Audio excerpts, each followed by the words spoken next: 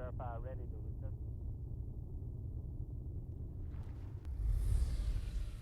Test, test, test. Good morning, everybody.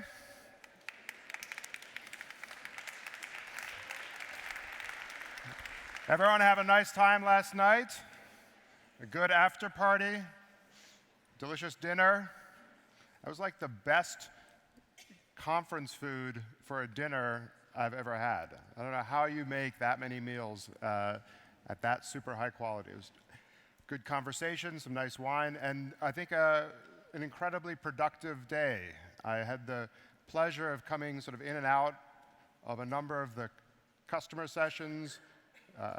There's some great training going on. It was a really remarkable chance to see a community forming, sharing ideas, see people trading business cards, and a real opportunity to start seeing this community come together. So great day yesterday. Thank you everyone for your contributions, because the day really was about everyone getting together and spending time together. So today we have about an hour this morning, and we're going to do two things. We'll have Rob Klopowitz from Forrester, who I'll introduce in a second. And then we have a customer panel, probably the most esteemed customer panel in process mining that you'll ever see this year. So really exciting. So we'll start this morning with Rob. Rob is a principal analyst with Forrester, and will be speaking on, definitely trying to avoid doing that. We'll be speaking on process mining and the customer journey.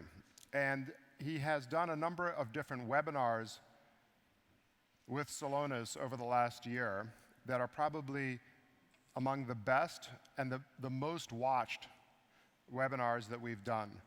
So if you enjoy the conversation, the speech that he does this morning, and you want to share it with your colleagues back at home, or if you're looking for something to watch on the plane ride home, if you go on YouTube, on our YouTube channel, you can find replays of those webinars, and they're really high quality, really interesting content. So it gives me great pleasure to bring on the stage Rob Klopowitz from Forrester to speak about the customer journey and process mining.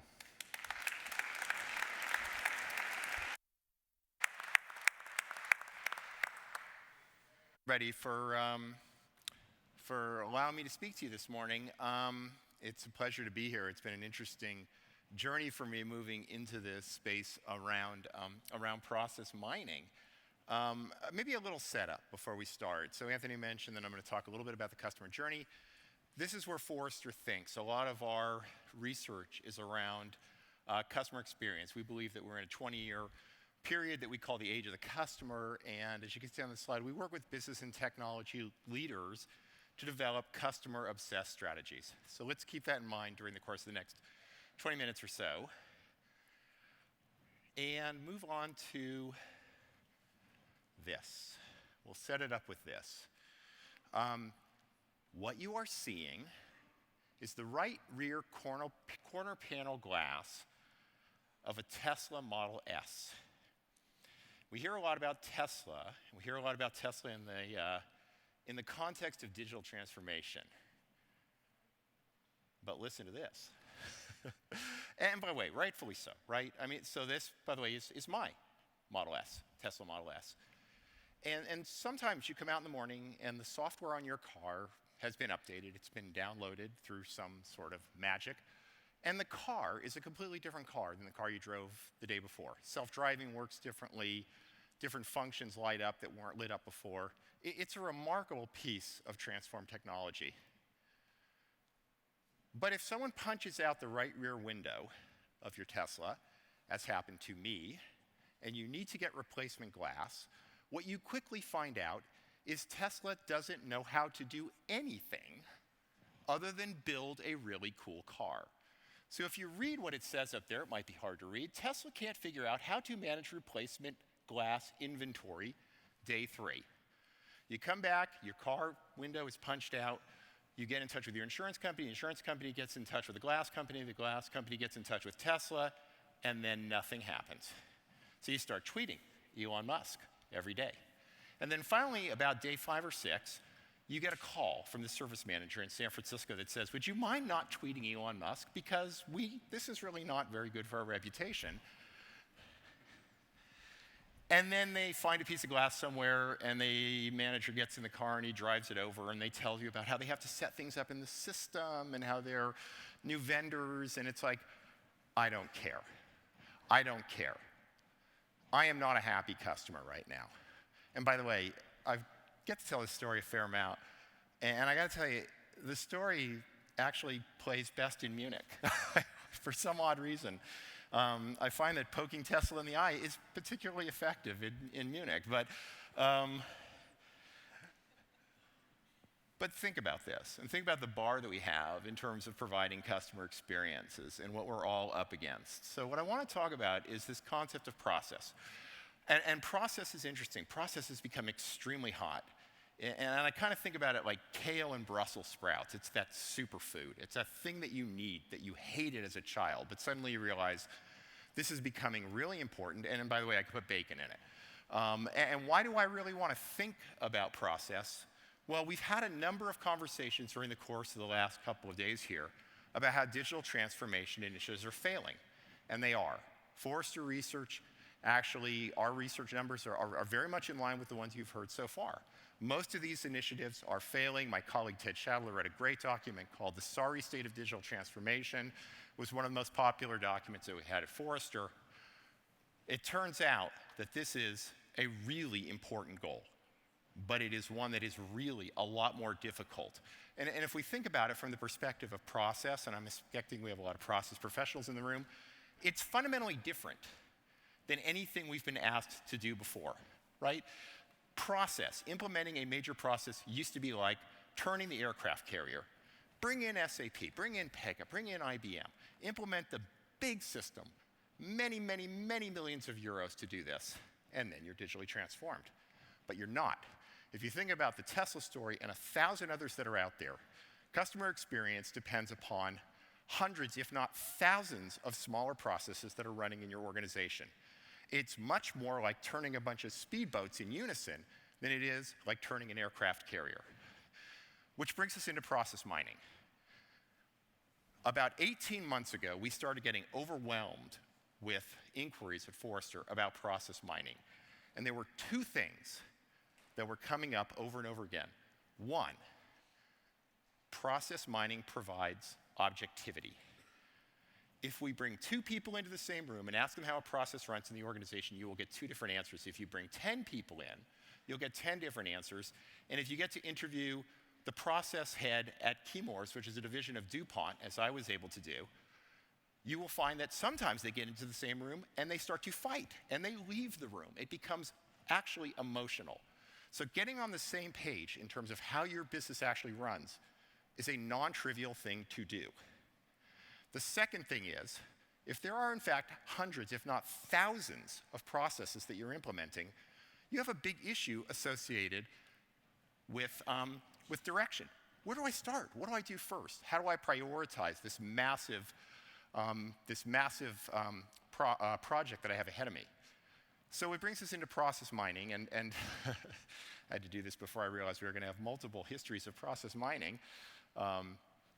Beginning with the inventor of process mining, which is a little hard to follow. But this is what Forrester clients are looking at. And it's interesting because I think we've got a lot of folks from Europe here, and I think we have some folks from North America and other regions as well.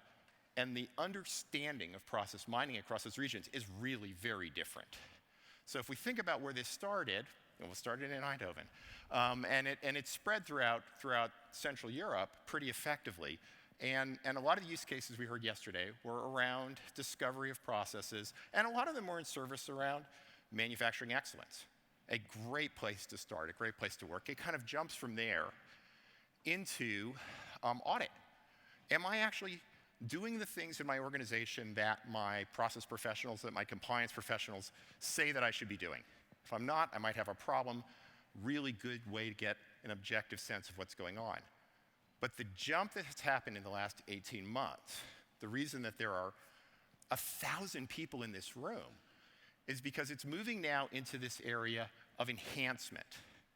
How do I actually enhance my business, and from the perspective of Forrester, translate that into an enhanced experience for my customers, my patients, my citizens, my employees? So we see this jump. I mentioned the jump across different industries, but across different regions as well. So the calls that are coming in from North America are interesting in the sense that they're almost all coming in from insurance and financial services. Two pieces of the business that around the financial services industries that are under particular threat from digitally transformed competitors, and more so from who the people that they fear might jump into their business. So we see it jump industries, and we see it jump regions. Let's take a step back and think about what is driving process professionals. I'm going to ask you to just follow the red line. We do this survey every 2 years. The survey is what is driving your process initiatives within your organization. Follow the red line. 2 years ago, what we were most focused on was taking cost out. Reducing cost, reducing errors, reducing the cost associated with those errors. Drops by half, 2 years forward, drops by half again. Now look at digital transformation. Digital transformation 2 years ago was down at the bottom, moves up to the middle, almost 50% of what's driving process initiatives, looking forward 2 years. Why is this important? Usually if we have a smaller group, we'll get to the question of, look, Rob, all those things on the left are interrelated. They are. You can't do anything on the left without doing all the other things on the left. But why is it so important that digital transformation jumps to the top? Because we've been talking about silos. You can actually optimize for cost within a silo within your organization. The finance department can optimize for cost. The next part of the company can optimize for cost in supply chain. You can optimize for cost in logistics. And all of these things will get you the KPIs that you need. You've taken enough cost out. You get your bonus. Everybody's happy. Here's the problem. If we then ask, how are you actually plotting your process initiatives? We find this huge jump towards customer journey mapping. I want to build an end-to-end process that better serves the customer. And look at the size of these jumps. 57% increasing and 25% increasing significantly. Let's take those two things and compare them. I want to take cost out. I can do that within a silo. Does your customer journey respect your silos? It does not. Do I care that somebody had to manually put a new vendor into the system in order to get me a piece of glass so that my car could be on the road instead of in the garage? I do not. Customer journeys don't respect these boundaries. They go sideways, not up and down. The other thing to think about is the second line item, which is design thinking. Look at the massive jump in the use of design thinking as part of process initiatives methodologies. 55% increasing, 26% increasing dramatically. What does that mean? Design thinking means that we are putting these systems increasingly in front of our customers directly in order to create a better customer experience. One of the things that came out of the research around process mining that we've been doing over the course of the last year is the concept of the digital illusion. And you can think about this in terms of the iceberg. I'm going to focus on building a great mobile app. How many digital transformation initiatives that are failing focused on building a great mobile application or an Alexa skill or a better web experience? How many were led by design firms? And the answer is too many. How many were not looking at what was below the surface? You're going to build me a great mobile application. And when that great mobile application sits and waits for one of the operational systems on your back end to execute, what do? You come back the next day. Is this how Uber is doing it? This is not how Uber is doing it. Everything on the back end is radically automated, and most of it lives below the surface. So you're destined to failure. There was one phrase that has come up more commonly than any phrase I've heard in all my time as an analyst. So I've been at this for 11 years. I was on the vendor side for 20 some odd years before that. And the phrase that comes up over and over again, financial services, insurance, retail, well, retail, hold that thought. What if Amazon enters my business? It was almost poignant that as we drove up to this venue, we drove by a giant building that said Amazon. What happens if Amazon enters your business? Amazon, by the way, is just the boogeyman. Amazon is the boogeyman term for radical automation, for end-to-end straight-through processing. So when companies call us up and say, what if Amazon enters my business? I need a really great website or mobile application. On top of what? What has Amazon built on top of that allows them to take a web experience, translate that web experience to a mobile experience, translate that mobile experience to an Alexa skill, and translate that Alexa skill to a Go store where you pick up product and walk out of the store without ever paying? It's built on a radical level of automation that understands transactions and recommendations and inventory and shipping and logistics and product strategy. So if you're not automated on the back end, you're not going to beat Amazon or whoever comes into your market on the front end. So what do you have to think about? You have to think about this massive amount of automation that has to take place, much of which will be driven by a lot of different technologies for about RPA. I know we've got some great RPA vendors in the room. That's certainly part of the strategy. But this long tail, look at this long tail of things that has to happen to automate customer journeys. And again, with our customers, it's turning out it's not in the dozens, it's in the hundreds, if not the thousands. What lives out there? Well, there's a lot of things that live out there. Digital process automation, new software, low-code development, RPA, decisioning, artificial intelligence, a whole bunch of technologies that will get you from one end to the other. But what are you thinking about in advance of that? You have to get back to thinking about cataloging and prioritizing the work that you have to do. So with that in mind, let's think about how this kind of works from the perspective of where you start and where you move. And we really believe that you start with understanding how the processes in your organization are running today. You have to identify them, and that's the realm of process mining. Then you have to think about this from Forrester's perspective in terms of the customer journey. What do you prioritize to get to the best possible customer experience?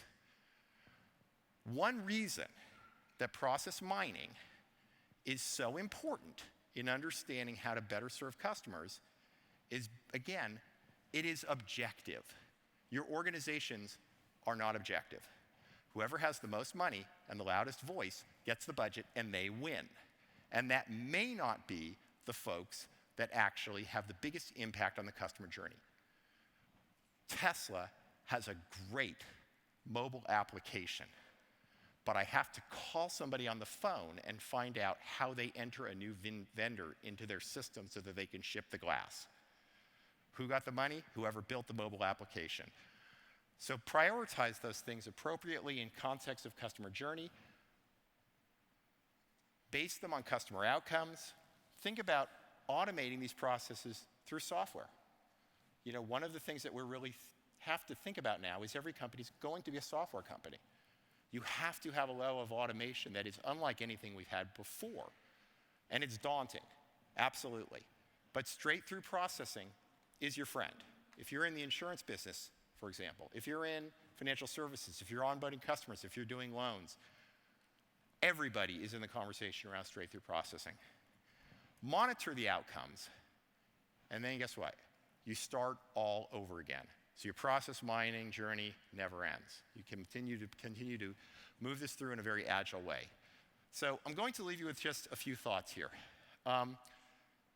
Based on the conversations I've had over the course of the last several years around process mining increasingly over the last year, focus on outcomes. Everyone we talk to is thinking about customers. If it's in healthcare, they're thinking about patients. If it's in government, they're thinking about citizens. Think about your employees because they support all of these areas. Use process mining. Process mining helps you figure out what's going on and establish objectivity. And objectivity is very, very important in this context. drive end-to-end automation wherever possible. There's this concept that the relationship that I have with my customer will allow them to be forgiving of me if I do business badly. I was not forgiving of Tesla at all, and your customers will not be forgiving of you if they have a bad experience. And lastly, process automation is going to be that radical differentiation. Process, again, is this kale. It's the Brussels sprouts. It's the part that you have to think about that maybe isn't at the top of all your lists of things you want to do. But if you don't do it, you'll be one of those digital transformation failures. So with that, am I turning it back over to Anthony? All righty. Thank you all very much. Well, before don't get off stage yet.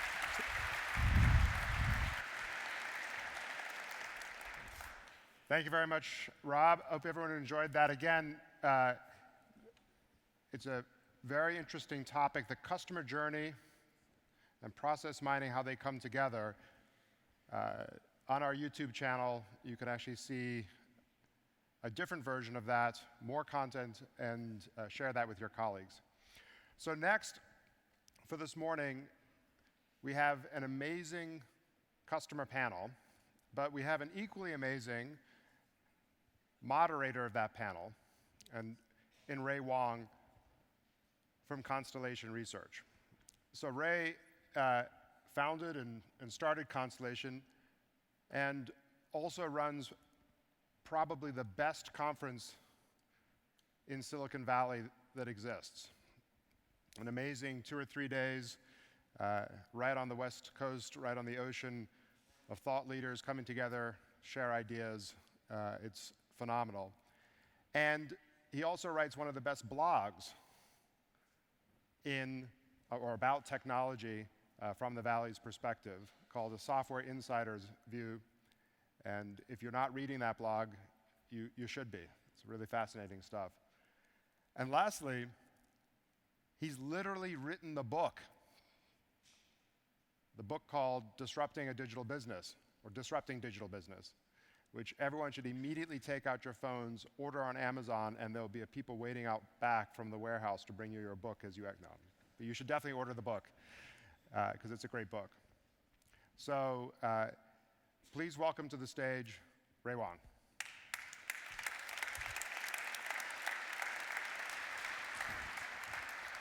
Thank you very much. Need that? No, I think we're good. Okay. So, hi everybody. We have an awesome panel. I'd like to bring up our all-star panel of guests. We're going to be talking about process mining, digital transformation, how they got started, and more importantly, some lessons learned on the way. So let's bring up our panel and have them come up here. So please give them a round of applause as well.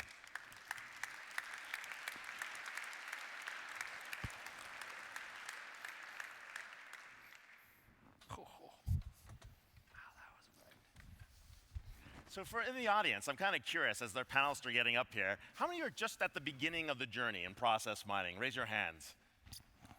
How many people are in the middle of it? Purchased the product, 6 months in. How many people consider yourselves experts? Raise your hands. All right, everyone find the experts and talk to them afterwards. All right, with that, we're gonna start this panel. We're gonna do a quick intro. We'll start with Heyman, talk about who you are, where you're from, and your favorite ice cream. Yeah. Heyman Jansen, ABB. I'm responsible for process analytics globally, so I work for quality and operations in the headquarters. Since I heard yesterday that ice is linked to criminality, I stopped eating ice. Israel, on your end. Super. So, good morning to everybody. My name is Israel Exposito, and before some of you will ask, I'm not coming from Israel. I'm telling you this because it's typically the first question that I get every time that I say my name. Probably you already realized from where I'm coming from due to my strong accent, right? I'm coming from Mexico? No, I'm coming from Spain. So you may expect me saying corazón many times during this speech. All right, so what I do in Vodafone, I'm heading data governance and analytics for the supply chain organization. And how I normally explain what I do in my job is mainly making data speak. This is actually something that I do on a daily basis with a huge support of Celonis application. But how I see future coming is like we will be moving from making data speak to making data act. And this is thanks to the new capabilities that Celonis will be bringing on the table, especially to the action engine. All right, favorite ice cream? Well, I don't eat so much ice cream, but if I would need to pick up one, as I'm coming from the Canary Island, this is also marketing, okay? I would take banana. Banana, all right. Jeff? Morning, my name is Jeff Cowan. I'm with GE Power. I'm a director of continuous improvement. I focus on improving user experience along with business process. Favorite ice cream is ice cream. But if there was only one flavor, it would be mint chocolate chip. Mint chocolate chip, Lauren. Welcome, my name is Laura Henkel. I am working for Zalando for the non-European participants here. So we're an online platform connecting, so an online platform for fashion, lifestyle, beauty, connecting brands, customers, and partners. And at Zalando, I am currently building up the Process Mining Competence Center. And yeah, so whatever ice cream's linked to, I'm never going to stop eating it. So it's walnut, I think. Walnut. Okay. Martin. Hey everyone, I'm Martin Rolston. I'm the head of process excellence for Uber, specifically for the community operations area of Uber. My favorite ice cream would be Ben & Jerry's cookies and cream. That's a good one. Very, very good. Very specific. Well, I'll jump in. My favorite ice cream is Rocky Road, so I'll start there. But let's talk about digital transformation. There's usually a catalyst inside your organization that causes people to say, we've got to do this, and to get started. I'm going to start with you, Martin. What was that catalyst, and what got people excited about process mining? Yeah, so I guess in Uber, I would say that there's no specific catalyst. It's about this continuous improvement approach to ensure that we enhance the customer experience. So finding ways to do that and do that more effectively and more and faster. Essentially, speed is a very important component of the Uber model. And that process mining and Celonis specifically fits very nicely with our ability to speed up process or projects and process discovery. But you're dealing with massive volume. Talk about the types of tickets you're getting, the numbers, and that kind of area where process mining is playing a role. Yeah, I mean, it is. We are dealing with a large amount of numbers. The main area, I guess, is just the pure variation. We're dispersed globally, and the experience that a customer can get from one location to another location can differ significantly, and we want to ensure that the customer gets the best experience. So the power of then process mining is able to give us that clarity on how one region, how one city performs a certain customer support process versus another region. So we're able to then look at what are those moments that delight the customer, and then essentially best practice those and model those so that then we can roll them out and deploy them in other locations. But this isn't at human scale. We're talking 52 million customers' tickets. Well, I mean, it's not 52. That's how many data points we have in Celonis at the moment. Oh, wow. Okay. So, yeah, I mean, it's at scale. But the benefit of Celonis is obviously we're able to compare a mass amount of data on a single process and compare it side by side. All right. Well, Jeff, what was the catalyst on your end?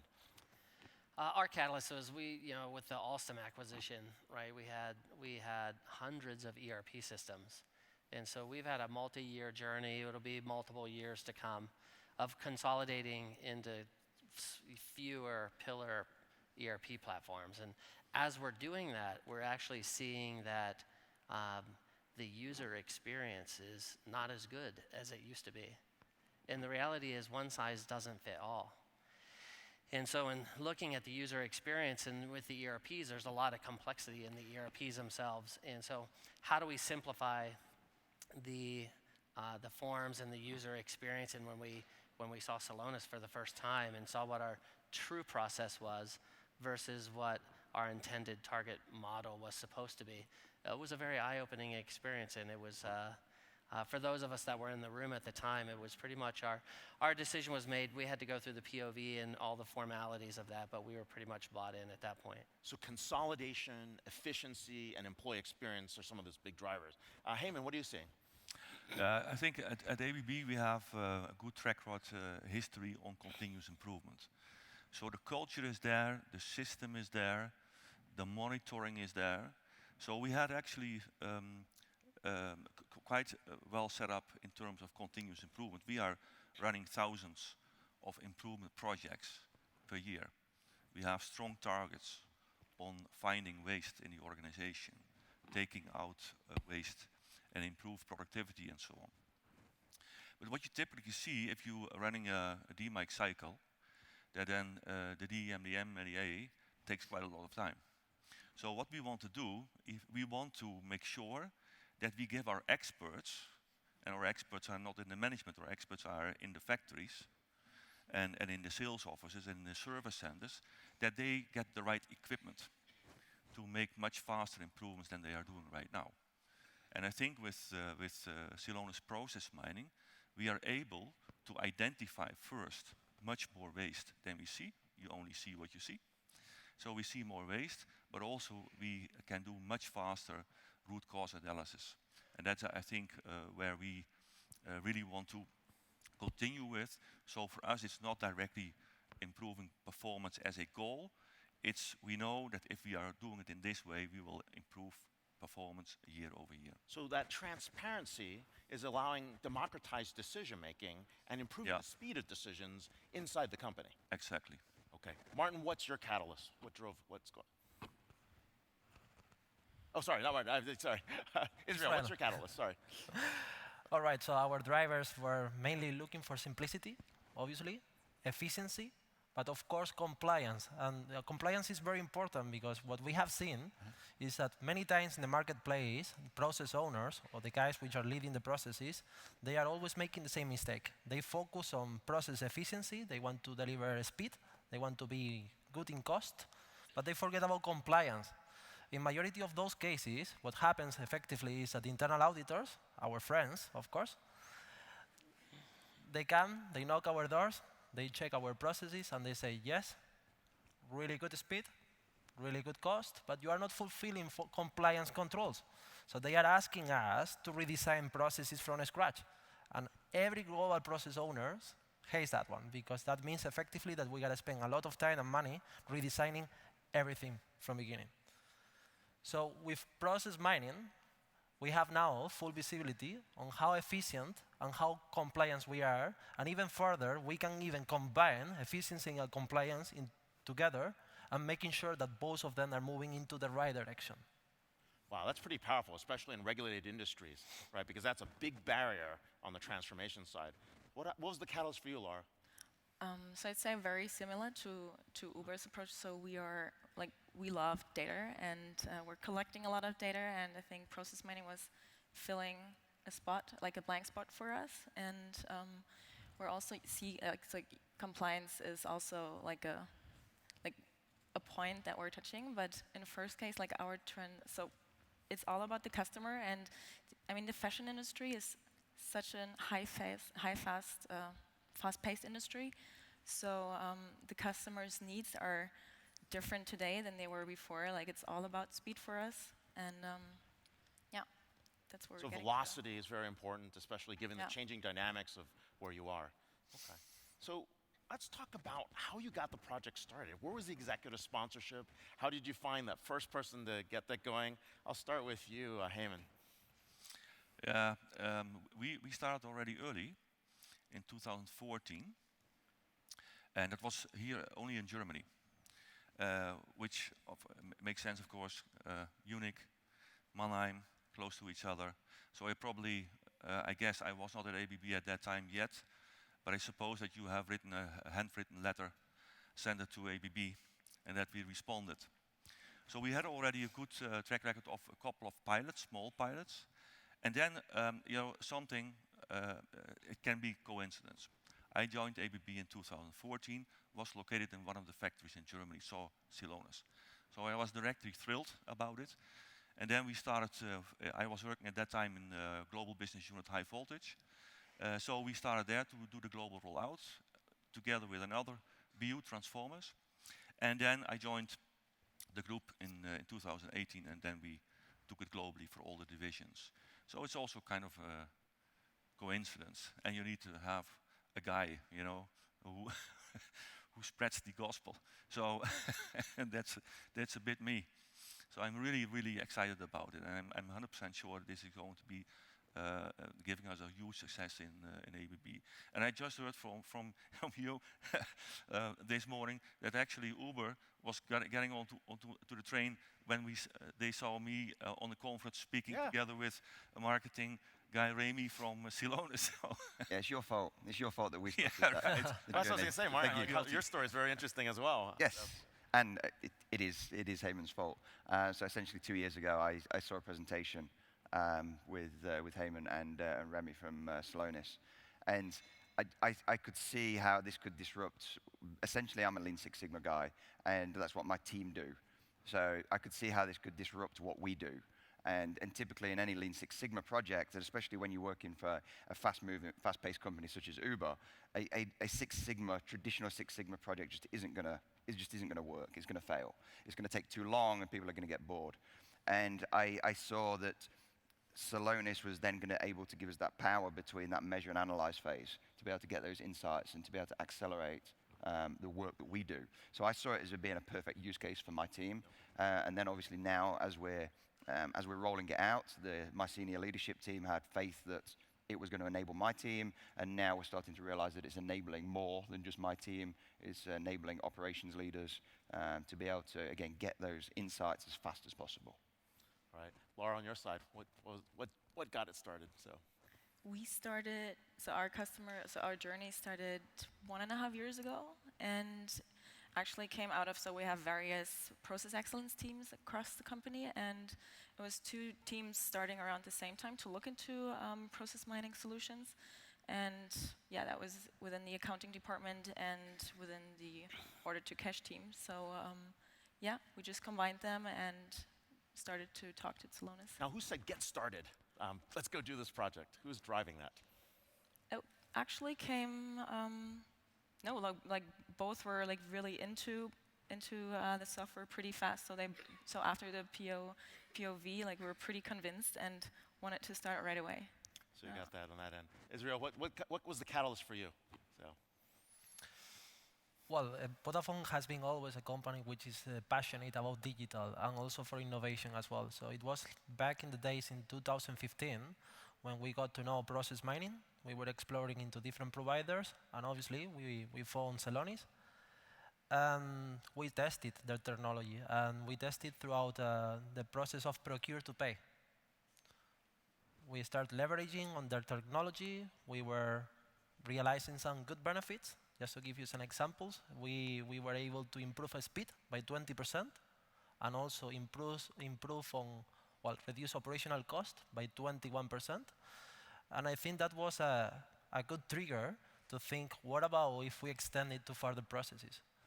So in 2015, we were using Celonis only for P2P. Today, we are using Celonis for supply chain, also for finance operations, and we are actually really willing to expand it even further. That is our ambition. That's a great point. Heyman, what processes are you in right now, and what processes do you imagine expanding this out to in the future? We are now in the middle of order to cash. Purchase to pay started a little bit earlier, and there we primarily are using it in our global business services centers. But globally, so after we have closed the global contract, we are now rolling out in order to cash. So that's basically everything to reduce lead time. That's an important thing for us. Improve on-time delivery. So that will take a while. I mean, it didn't take a lot of time to connect all the countries. We have around 40 ERP systems, or 40 SAP. That was not the big problem. So to connect all the systems, we did it in a couple of months. But now we are busy in the complete rollout. So that will take some time. But we are involving all the people in the factories. We want to make sure that we measure things correctly, that we measure it detailed, but also that we measure it fair. So we involve the people because we think, we should not be in reporting, but in supporting. So it's very important for us that our people believe that with process mining, they can improve their own processes. They are the owners. So we try to drive as much as possible an improvement culture by using the right tools by the right people. Oh, very, very insightful there. Jeff, what processes are you using now, and where do you see this in the future? We're currently buy to pay, order to cash. We selected them because one involves cash leaving the company and one involves cash coming in. And so cash can never come in fast enough, and it, and oftentimes it can leave sooner than you want it to. And so that was an obvious choice for us based on where the GE Power business is right now, an overall GE company. But I see us expanding. My goal is full enterprise. I mean, I think that our link between our project side of the business and the regular side, right? I think that's our next process that we're going to expand into. My hope, again, is full enterprise and as quickly as possible. Makes a lot of sense. Laura, on your end? So as I said, we're live with, so we started with accounts payable, so receive invoice to invoice gets paid and order to cash. And since we decided to go for the company license and to expand it and to roll it out to the wider company, first quarter we went live with the direct purchasing department, with the indirect purchasing. Next is accounts receivable and also inventories, but we're also looking at Zalando specific processes like this month we're going to go live with content creation, which is the time to online, so the time you receive the dress and then you're taking the picture on the model, like you're photoshopping the picture, you're writing the description, and then you're making it available online actually. So looking at this cycle. Martin, on your end? As is customer support focused. We're looking at expanding into other areas, into the financial operations areas, but at the moment it's purely customer support. Let's see where the audience is on this. How many people are looking at process mining for order to cash? Raise your hands. All right, who's here for procure to pay? What about campaign to lead? Ooh, got a few folks there. Incident to resolution on the customer support, customer service? Okay. A few in the back, wave high. All right, good to know. Wow, so we are seeing usage across the board, across almost every single business process, and some more in others as a starting point. So that's kind of interesting. So let's talk about lessons learned, right? You guys are early pioneers, and a lot of things could have gone wrong and might have gone wrong. And what are some of the things that you have learned that if you had to add a new process today, things that you'd do to actually remove the barriers and kind of improve how things work? I'll start with Israel. Well, the biggest challenges we face is mainly driving the change itself. Sometimes when we try to change processes, we gotta go into radical changes because our customers are demanding those changes, right? Our customers are demanding good services. Well, not good enough. They are demanding like premium services. It's even becoming natural that they get this type of services. Example is like Uber, right? The main challenge that we face is like people. So not everybody is willing to accept the change, right?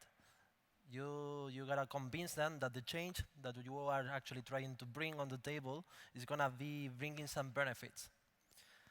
And second challenge that we have faced is IT readiness. Sometimes we are designing processes. We think that those processes will be delivering efficiency and compliance.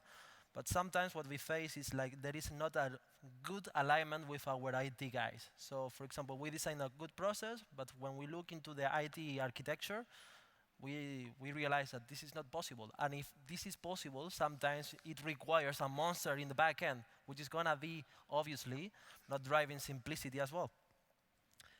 And the last thing where we think we have faced challenges is about cost and also time. So when you want to do some radical changes, sometimes the cost is like something like unbelievable. You cannot even afford it, right? So these are the main challenges that we have faced. Yeah. Now, Jeff, you're just at the beginning of this of these engagements, and in terms of getting the project rolling out, what are you seeing right now? I think our biggest, if I had to do over, I would get the officer level business leaders in the executive report out for the POV. We did not have that. We had all IT leaders. And fortunately, I had a lot of IT leaders and our CIO, Nancy Anderson, in there. And we all had quality backgrounds, and we get Celonis. but not having those individuals in at that point in time has made it difficult to get engagement from their leaders. Now we're doing that. And sometimes though it's felt like we're pushing a rope. It's just hard to do. So it's taken us a little longer, and we're getting there. In the next few weeks, we'll get to that level. But this is not we heard yesterday with digital technology, most of it fails, right? The way I look at this, GE has done a lot of things over the course of the last 30 years to enable employees to have the skills and the tool sets in their toolbox to improve the way that they work and ultimately transform the company. This is in the level that we're talking about with Celonis. This is another tool in the toolbox, similar to Minitab is to a black belt, and that's the level that we need to be talking about that, and that's where our business officer level leaders can drive that down within the business. But again, we're getting there. It's taken us a little longer than I would have hoped, but if I had a do-over, that would be the first one. Great. Martin, lessons learned. Speaking about black belt. Yeah, I think there's a few. So one of them is clear use cases. So ensure that you know what, or write out the questions that you want Celonis to answer, and be very clear on those use cases so that people understand what it is that we're trying to solve for. And don't try and, Celonis can give you so many insights that it can quite often be overwhelming. So I think get those clear use cases. And then the second thing is try and avoid that curse of knowledge. And I think this comes with anything that we have. So like for me as a Lean Six Sigma person, I just assume that everybody's used a fishbone analysis in this room. That's kind of a curse of knowledge. And quite often I find that, in fact, it's still relatively new. Like basic tools that have been used for many years are still new in a lot of people's minds. So in this context, when you start learning how powerful Celonis is, you become very good at creating dashboards and you can do them very quickly. All of a sudden you get that curse of knowledge and you assume that everybody should see the benefit in this and how amazing it is. That's not the correct approach, and you have to still take people on that journey. You still have to start people from where you were at the beginning and take them on that journey for how to use Celonis. Got it. Laura, lessons learned. I think for me, what I would recommend to everyone is, especially it got obvious the past 2 days that we're all so different. We're working for so many different companies, of different size, different maturity, and it's so important to, just because we're all implementing accounts payable or order to cash doesn't mean that you can apply one setup, one person setup to your company. So when I was thinking about, okay, how am I going to set up the process mining competence center within Zalando, I was talking to so many different people here, and then I've asked, and it's just culture is such an underestimated point, I think, to this whole setup of okay, how change management, right? You have to be super honest with yourself about what kind of change culture do I have within my company, and also the technical acumen. For us, we have a huge technical acumen within Zalando, so we have this. People want to do things on their own. They do not want to rely on partners, and that was also a crucial aspect for us to go with Celonis, because they can actually, apply the software pretty much on their own. So I think it's super important to, figure out how you're structured, how you're set up internally, and then figure out what suits you best. And don't ask too many return on investment questions, especially when you're starting. It's really rather ask the questions about, okay, what if you could start over, what would you do differently? Because I think in every single process, there's something that I would do slightly different today. Oh, very, very insightful. Heyman? Yeah, it's interesting. Like I said, we already started in 2014 with some smaller pilots and then with some bigger pilots, but I think I made a wrong assumption when we started last year with the global rollout.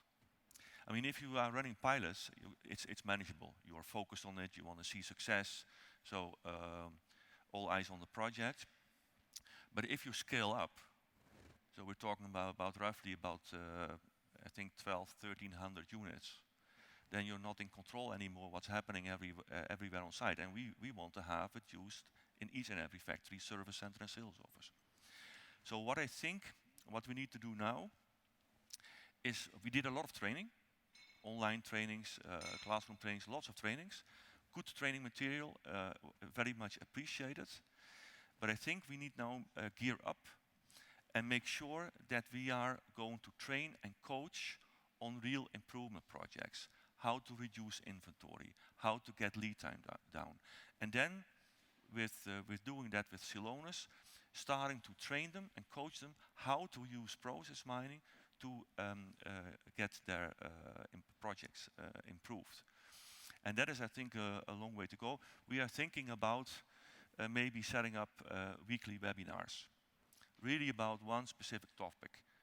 Make the stock inventory analysis, ABC, XYZ, and so on. So really pragmatical courses but also in a coaching form to make sure that the people are really being supported in how to use it effectively. Because the first assumption is that you think, they are all experts, but you cannot be an expert in everything. So you need to find the right experts locally on a certain subject, like planning and fulfillment or something like that, demand planning.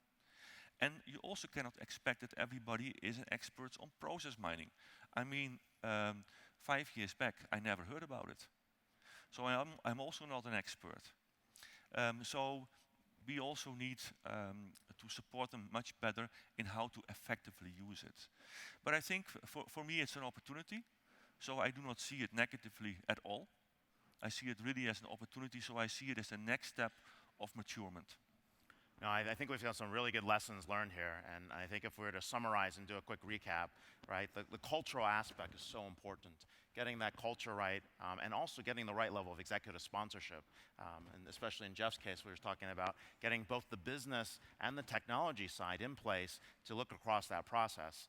The other piece, talking about specificity of a process, and really you have an opportunity to redesign your process to be more efficient with the level of expertise. And I think that's very important as well, because you don't want to automate and a process and that's poorly thought through. You want to actually improve that process along the way and get to that kind of level of gain. And then I think the other piece that we're learning here from all the lessons learned and all the heartaches that you guys have had is really the importance of helping people understand the training and transformation that's required. What is that bigger picture? You want to jump in, Israel? Yeah, well, I think everybody agrees that process mining is bringing back the appetite for driving business transformation. And I'm going to tell you an example. When I look back in the days, 5, 6 years ago, the habits of our people was getting into the office, getting a coffee, turning the laptop, and checking first thing the news of football, the news of sports, the news whatever, right? When I look today into our usage statistics for process mining, which by the way is nearly 1,000 active users, I see that the peak time for the usage of this application is 9:30 in the morning. That makes me think that they are coming into the office and they are hungry for numbers. They are hungry just to identify where we have the problems, and they are hungry for transformation. And this is especially the things which are making me proud of doing what I do today. Wow. Anyone else want to add to that? So lessons learned. Okay. So we're at this is the golden era. We're actually seeing these improvements happen. Process mining is leading a lot of this digital transformation. There's an automation aspect that's also coming in play. And I kind of want to hear your point of view on where process mining, automation, and some level of AI and ML are coming in the future. So I'll kind of jump there. I'll start with you, Heyman. So. We're doing quite a lot of activities already, so automated activities in purchase to pay and order to cash. But actually, I was asked by a group quality operations leader to take a look about productivity, specifically in order to cash, purchase to pay, accounts payable, accounts receivable, and I was actually amazed how much opportunities there still are. So we're not talking about a few millions or so. So I think, and what we also did, we built a model based upon our internal traits, looking to how is one side doing business with another side within ABB. We have quite a complex value chain, so there's lots of internal businesses. And it was quite interesting. So we we are using the new version of Celonis, where you have this beautiful, sexy world map, and now we can visualize that let's say a global distribution center is doing business with lots of different countries, and in some cases it's highly automated, and in some cases totally not. Which is a great opportunity, by the way, because there seems to be a solution, so we can just copy and paste. So it doesn't take a lot of money. And so I think that we're going to jump on that journey as well to make sure that we can get a much more efficiency in that internal process. And then the next step will be looking really to the value chain itself, footprint analysis, lead time improvement in the whole internal value chain, because I think there is still a lot to mine. Wow, lots of opportunities ahead, it sounds like. Yes, absolutely. So, Yeah. Martin, what do you see? Yeah, so I guess automation and Uber kind of go hand in hand. Now, the way that we're looking at it and the way that we're applying it in customer support is essentially looking at those interactions that we have agents do. Now, naturally, when you throw a human at anything, it's going to add some form of variation. It's going to add a level of complexity. And quite often, we create certain rules or questions that you may not be able to automate. So what we're finding is being able to understand the processes that our agents follow to support customers, and to be able to identify those things that can be automated, and obviously having that as-is process and having Celonis visualize the process the way that it does, we can then take away those things that humans do that add complexity and strip those out, and then look for those really golden moments for automation. But obviously we're very conscious that you essentially don't want to make a bad experience go faster. No. So you obviously have to be very careful, and Celonis gives us that ability to be a bit more surgical than what we were before with customer support interactions. Jeff, what are you saying? We're seeing a lot of automation in GE Power.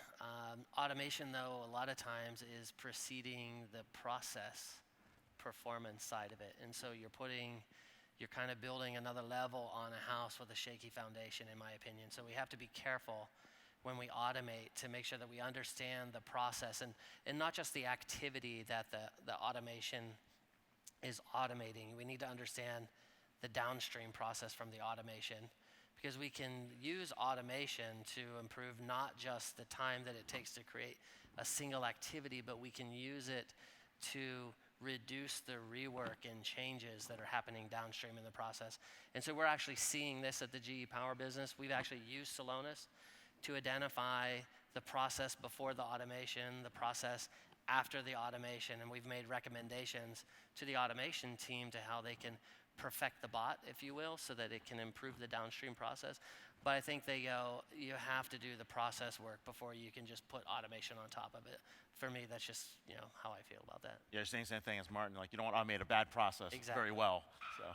Well, and that's your point about transformation, right? We rush to do all these things, but we don't really do all the prerequisite activities, because automation is the latest buzzword.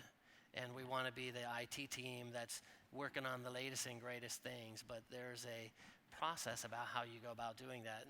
And if you can do it the right way, you can be highly successful at it.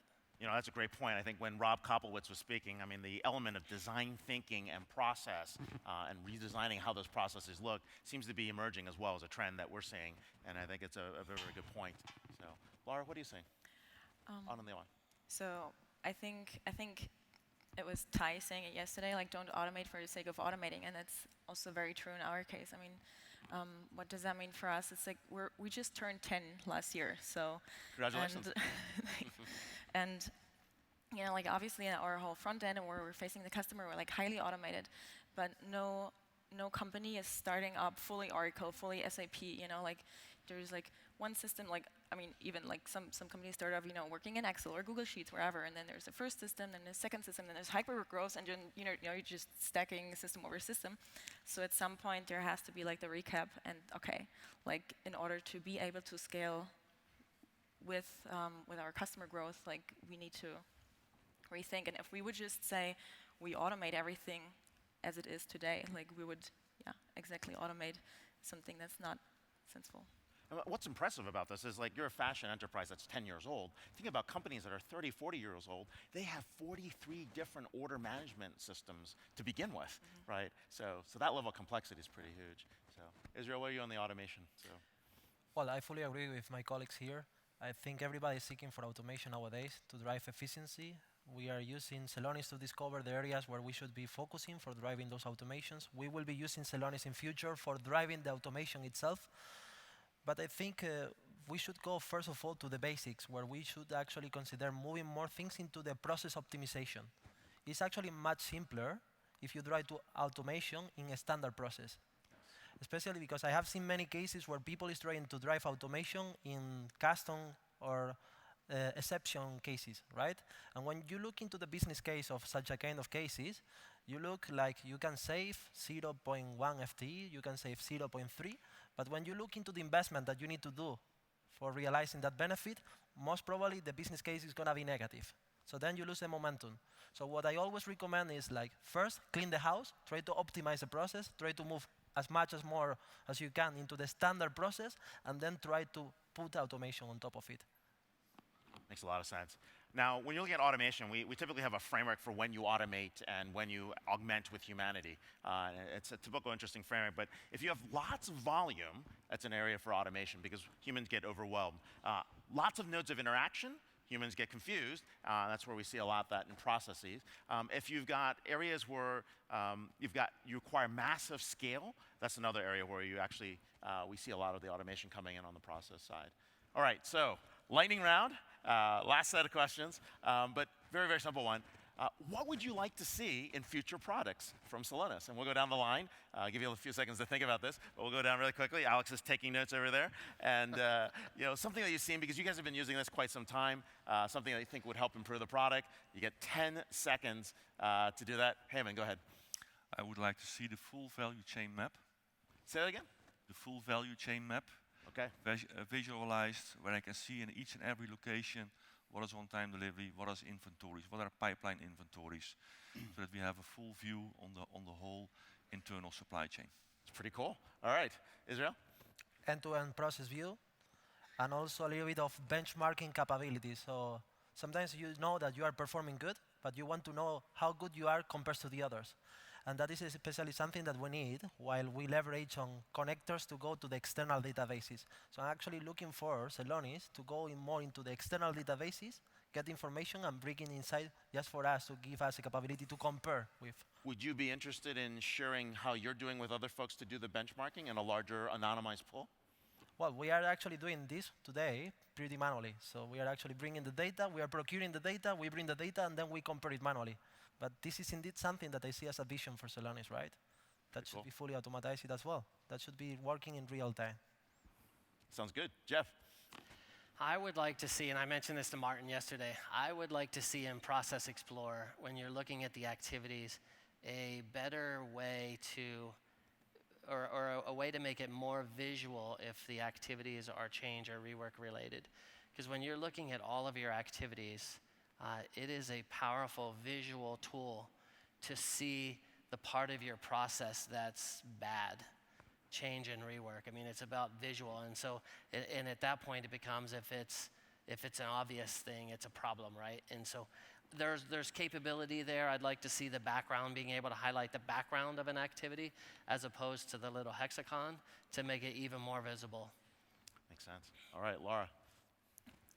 Yeah, same thing, end-to-end processes. Like my dream would be to have like the full SKU lifecycle, to connect like all the different process models that we have. And the second thing, but Celonis already knows that, is predictive analytics. That'd actually be kind of cool to also combine.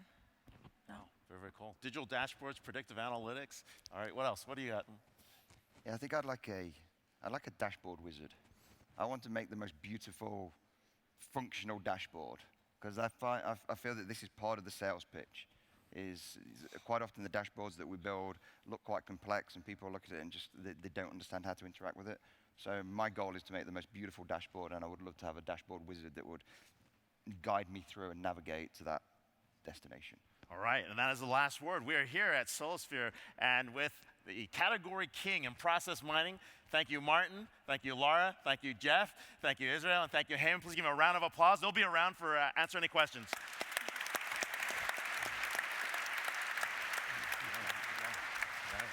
Nice job. Thank you. Nice job, Haman.